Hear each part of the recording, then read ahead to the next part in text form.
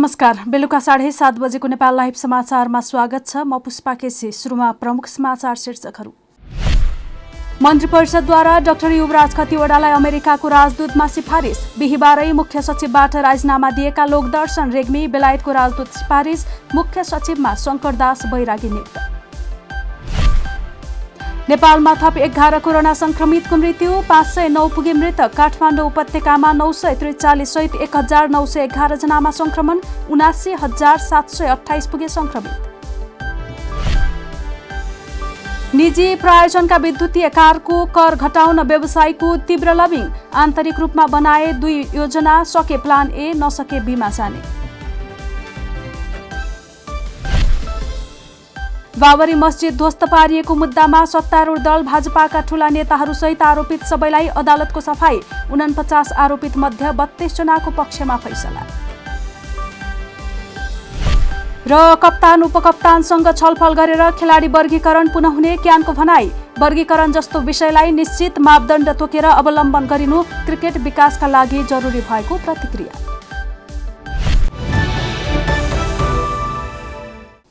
अब समाचार विस्तारमा। सरकारले पूर्व अर्थमन्त्री डाक्टर युवराज खतिवडालाई अमेरिकाको राजदूतमा सिफारिस गरेको छ। अर्थमन्त्रीबाट बाहिरिए लगत्तै सरकारको अर्थ सल्लाहकार बनाइएका खतिवडालाई राजदूतमा सिफारिस गरिएको हो।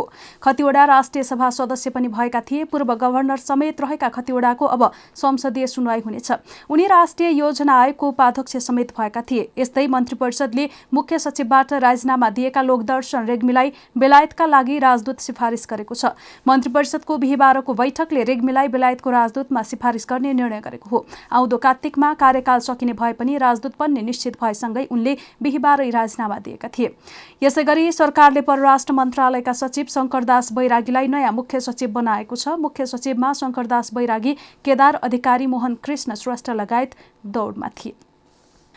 राजदूत नियुक्तिको विषयलाई लिएर सत्तारूढ दल नेपाल कम्युनिस्ट पार्टी नेकपाभित्र असन्तुष्टि चुलिएको छ। बिहिबार बसेको मन्त्री परिषद बैठकले डाक्टर युवराज खतिवडालाई नेपालका लागि अमेरिकाका राजदूत र लोकदर्शन रेग्मीलाई नेपालका लागि बेलायतको राजदूत नियुक्त गरेपछि नेकपामा असन्तुष्टि चुलिएको हो। प्रधानमन्त्री ओलीले पार्टीमा कुनै सल्लाह नै नगरी खतिवडा र रेग्मीलाई राजदूत नियुक्त गरेपछि ओली इतरका नेताहरू आक्रोशित भएका हुन्। यसअघि बसेको नेकपा सचिवालय र स्थायी कमिटी बैठकका निर्णयलाई प्रधानमन्त्रीले पार्टीका निर्णय लत्याएको नेकपा नेताहरूले बताएका छन्। नियुक्ति गर्दा पार्टीमा छलफल गरेर मात्र गर्ने प्रतिबद्धता व्यक्त गरेका प्रधानमन्त्री ओलीले बिहिबार आफ्ना मान्छेलाई राजदूत नियुक्त गरेर लत्याएको भन्दै अध्यक्ष पुष्पकमल दाहाल प्रचण्ड सहित वरिष्ठ नेता झलनाथ खनाल र माधव कुमार नेपाल लगायत नेताहरूले असन्तुष्टि पोखेका हुन्। राजनीतिक नियुक्त गर्नुपर्दा सचिवालय बैठकमा छलफल गरेर निर्णय गर्नुपर्छ भन्ने निर्णय भयो। प्रधानमन्त्रीज्यूले पनि त्यसमा सहमत जनाउनुभयो। एक सचिवालय सदस्यले भने आज प्रधानमन्त्री आफ्नै गोजीका मान्छेलाई राजदूत नियुक्त गर्नुभयो। प्रधानमन्त्रीज्यूले आफ्नो असली रूप फेरि देखाइहाल्नुभयो। प्रधानमन्त्री ओलीले गरेका नियुक्तिका विषयमा पार्टीमा गम्भीर समीक्षा हुनुपर्ने ती सचिवालय सदस्यले बताएका छन्।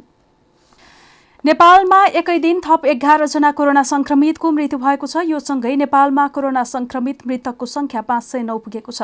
यस्तै पछिल्लो 24 घण्टामा 12,444 जनामा गरिएको पीसीआर परीक्षणमा 1,911 जनामा कोरोना भाइरसको संक्रमण पुष्टि भएको छ।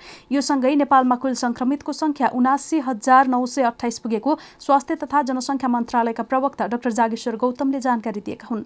यसैगरी थप 961 जना कोरोना संक्रमित संक्रमण मुक्त भएका छन्। यो सँगै नेपालमा 57,389 जना संक्रमित उपचारपछि निको भएका छन्। यस्तै काठमाडौँ उपत्यकामा 943 जना कोरोना संक्रमित थपिएका छन्। मन्त्रालयका अनुसार काठमाडौँमा 817, ललितपुरमा 68 र भक्तपुरमा 58 जनालाई कोरोना संक्रमण देखिएको छ।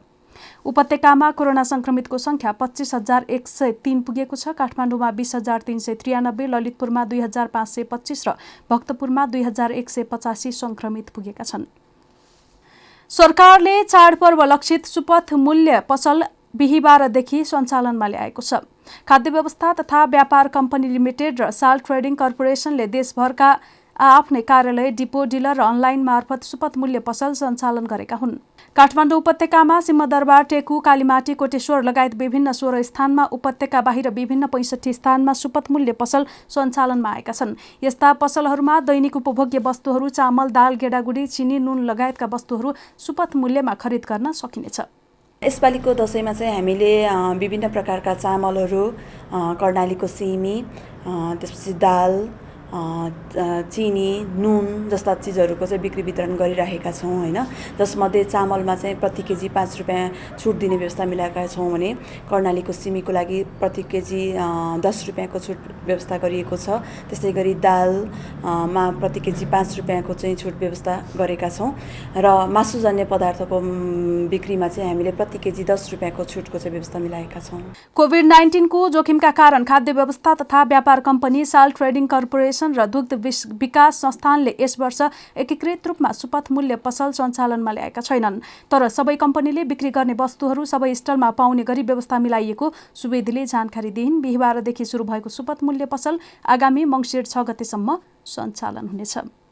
दोस्रो बजारमा शेयर कारोबार गर्ने लगानीकर्ता मध्ये 36% अनलाइनको सुविधा लिएका छन्। सरकारले कोभिड-19 नियन्त्रण तथा रोकथामका लागि लकडाउन तथा निषेधाज्ञा जारी गर्दा शेयर बजारमा अनलाइन प्रयोगकर्ता बढेका हुन्।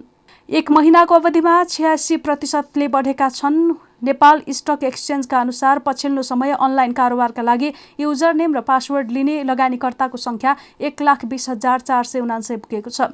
एक महिना अगाडि अनलाइन प्रयोगकर्ता 64,616 जना थिए। हाल दोस्रो बजारमा सक्रिय लगानीकर्ता 3,37,000 छन्। एक महिना अगाडि सक्रिय लगानीकर्ता 2,87,000 थिए। एक महिनाकै अवधिमा सक्रिय लगानीकर्ता 20.98%ले बढेका हुन्। दोस्रो बजारमा सुधार आउन थालेसँगै लगानीकर्ताको सक्रियता पनि बढ्न थालेको हो। अन्य क्षेत्रमा लगानी गर्न नपाएका लगानीकर्ता दोस्रो बजारमा प्रवेश गरिरहेका छन्। प्राथमिक शेयरमा लगानी गर्नेहरू पनि बिस्तारै दोस्रो बजारमा प्रवेश गर्न थालेका हुन्। सरकारले चालु आर्थिक वर्षको बजेट मार्फत निजी प्रायोजनका विद्युतीय कारमा लाग्दै आएको भन्सार बढाउँदै अन्तशुल्क समेत लगायो। व्यवसायीले उक्त कर फिर्ता गराउन व्यापक लबिङ गरिरहेका छन्।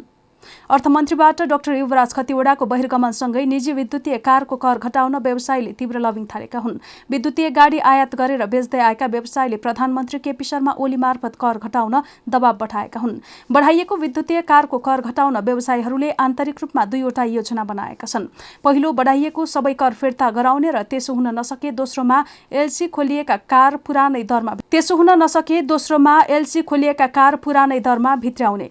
यसलाई व्यवसायीले प्लान ए र प्लान बी को रूपमा आन्तरिक तयारी गरेका छन्। विद्युतीय सवारी साधन आयातकर्ताले सुरुदेखि नै यसको विरोध गरेका थिए। निजी विद्युतीय कारमा 40% भन्सार र त्यसअघि नलाग्ने अन्तशुल्क ब्याट्री क्षमताको आधारमा 30 देखि 80% लगाइयो। चालु आर्थिक वर्ष पहिले निजी प्रायोजनका विद्युतीय कारमा 10% भन्सार लाग्थ्यो भने अन्तशुल्कको परिकल्पना थिएन। तर खतिवडाले विद्युतीय सवारी साधनका नाममा विलासी र महँगा कार आयात भएकाले मुलुकले त्यो नधान्य भन्दै कर बढाउनु परेको बताउँदै आएका थिए। नेपाली बजारमा हुन्डाई, किया, एमजी लगायत करिब 1 दर्जन ब्रान्डका 1 दर्जन कार आयात हुँदै आएको छ। कर बढेको भन्दै नयाँ आर्थिक वर्ष लागि यता व्यवसायीले भन्सारमा आइपुगेका कार समेत जाँचपास गराएका छैनन्। हामी नेपाल लाइभ समाचारमा छौं। अब अन्तर्राष्ट्रिय समाचार। भारतको एउटा अदालतले बाबरी मस्जिद ध्वस्त पारिएको मुद्दामा सत्तारूढ दल भारतीय जनता पार्टीका ठूला नेताहरूसहित आरोपित सबैलाई सफाई दिएको छ। सन् 1992 मा हिन्दूहरूको भिडले उक्त मस्जिद भत्काएको घटनामा उनीहरूले कुनै गलत कार्य नगरेको भन्दै अदालतले सफाई दिएको हो। भूतपूर्व उपप्रधानमन्त्री लालकृष्ण आडवाणी तथा भाजपा नेता मुरली मनोहर जोशी तथा उमा भारतीले अयोध्या शहरमा 16औं शताब्दीमा बनेको बाबरी मस्जिद भत्काउन हिन्दू अतिवादीहरूलाई उकासेको भन्ने आरोपलाई अस्वीकार गरेका थिए। उक्त घटनापछि साम्प्रदायिक हिंसा हुँदा झण्डै 2000 जनाको मृत्यु भएको थियो। यो भारतमा हिन्दू दक्षिणपन्थी राजनीतिको उदयको लागि एउटा महत्त्वपूर्ण क्षण थियो। बुधबारको फैसलामा 49 आरोपित मध्ये 32 जनालाई सफाई दिइएको छ। 17 जनाको मुद्दाको फैसला आउनु अघि नै निधन भइसकेको थियो। अदालतले बाबरी मस्जिद भत्काउने योजना बनाएको पुष्टि गर्ने पर्याप्त प्रमाण नभएको भन्दै यस्तो फैसला गरेको हो। हिन्दूहरूका अनुसार उक्त मस्जिद भगवान रामको जन्मस्थलमा बनाइएको थियो।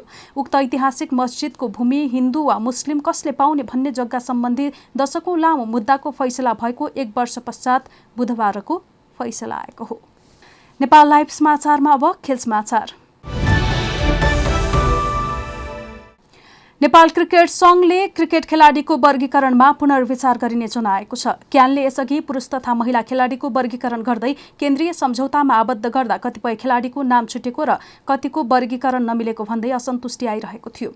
क्रिकेट खेलाडी संघ नेपालले राष्ट्रिय क्रिकेट टिमका पुरुष र महिला खेलाडीको वर्गीकरणको आधार प्रष्ट हुनुपर्ने भन्दै संघले निर्णय पुनर्विचार गर्न गएको सोमबार आग्रह गरेको थियो। जस अनुसार खेलाडी वर्गीकरण निर्धारण समितिलाई क्रिकेट टिमका कप्तान, उपकप्तान र प्रशिक्षकसँग छलफल गरी सुझावसहितको वर्गीकरण प्रतिवेदन पेश गर्न क्यानले अनुरोध गरेको हो। सिप्यालले यस सम्बन्धमा राष्ट्रिय खेलकुद परिषदको समेत ध्यान आकर्षण गराएको थियो। वर्गीकरण जस्तो महत्त्वपूर्ण विषयलाई पारदर्शी रूपमा निश्चित मापदण्ड तोकेर अवलम्बन गरिनु क्रिकेट विकासका लागि जरुरी छ। यसलाई तर्कसम्मत र त्रुटिरहित बनाउन तथ्यपरक, वस्तुपरक र वैज्ञानिक बनाइनुपर्ने आवश्यकता देखिएको छ। गएको 6 गते चितवन भरतपुरमा बसेको नेपाल क्यानको बोर्ड बैठकले पुरुष तथा महिला खेलाडीको वर्गीकरण गर्दै केन्द्रीय सम्झौतामा आबद्ध गरेको थियो, जहाँ क्यानका कोषाध्यक्ष रोशन कुमार सिंहको संयोजकत्वमा केन्द्रीय सदस्यहरू अमित वीर पाण्डे र दुर्गाराज पाठक सदस्य रहेको खेलाडी वर्गीकरण निर्धारण समितिले पेश गरेको वर्गीकरण क्यान बोर्ड बैठकले पारित गरेको थियो। नेपाल लाइभ समाचार सकिएको छ। समाचारको अन्त्यमा प्रमुख समाचारका शीर्षकहरू फेरि पटक। मन्त्री परिषदद्वारा डाक्टर युवराज खतिवडालाई अमेरिकाको राजदूतमा सिफारिस। बिहिबारै मुख्य सचिवबाट राजीनामा दिएका लोकदर्शन रेग्मी बेलायतको राजदूत सिफारिस। मुख्य सचिवमा शङ्करदास बैरागी नियुक्त। नेपालमा थप 11 कोरोना संक्रमितको मृत्यु, 509 पुगे मृतक। काठमाडौँ उपत्यकामा 943 सहित 1911 जनामा संक्रमण, 79,728 पुगे संक्रमित। निजी प्रायोजनका विद्युतीय कारको कर घटाउन व्यवसायीको तीव्र लबिङ। आन्तरिक रूपमा बनाए 2 योजना, सके प्लान ए, नसके बीमा जाने। बाबरी मस्जिद ध्वस्त पारिएको मुद्दामा सत्तारूढ दल भाजपाका ठूला नेताहरूसहित आरोपित सबैलाई अदालतको सफाई। 49 आरोपित मध्ये 32 जनाको पक्षमा फैसला। र कप्तान, उपकप्तानसँग छलफल गरेर खेलाडी वर्गीकरण पुनः हुने क्यानको भनाई। वर्गीकरण जस्तो विषयलाई निश्चित मापदण्ड तोकेर अवलम्बन गरिनु क्रिकेट विकासका लागि जरुरी भएको प्रतिक्रिया।